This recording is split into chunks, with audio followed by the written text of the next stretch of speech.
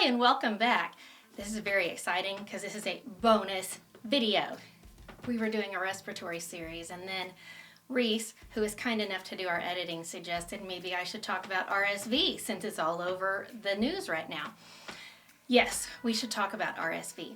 And for the purpose of this video, we're going to talk about RSV in adults. In children and babies, it's a completely different topic, so we'll have to do that another day. Today we focus on adults. So, why do we care about RSV in adults? Well, in years past, we really haven't. We always thought of it as really more a disease affecting infants, especially those under 6 months of age when RSV season hits.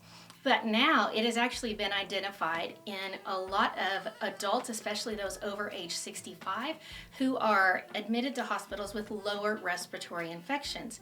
Most of the time in adults it just causes a cold and is self-limited, but in those over age 65 or those who are at higher risk for infections, just like most other things, are at much increased risk of serious disease, hospitalization, or death. So, in the last several years, they've developed a couple of new vaccines for RSV, and so we recommend those for everybody over age 60, but certainly those people at increased risk as well.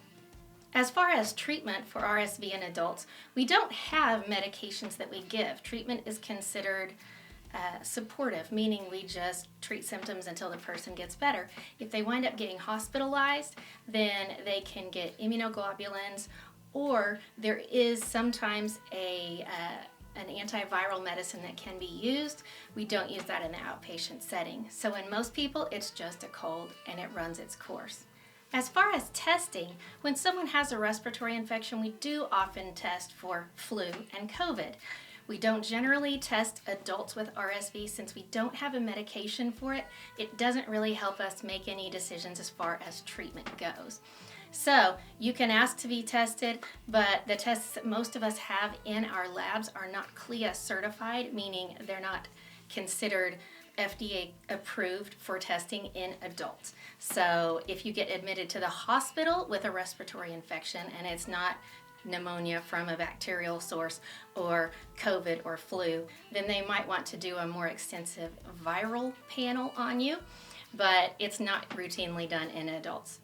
So, to simplify RSV in adults, it usually just causes a cold. There is a vaccine for people over age 60, and as I've said before, any layer of protection between you and a germ is a good thing.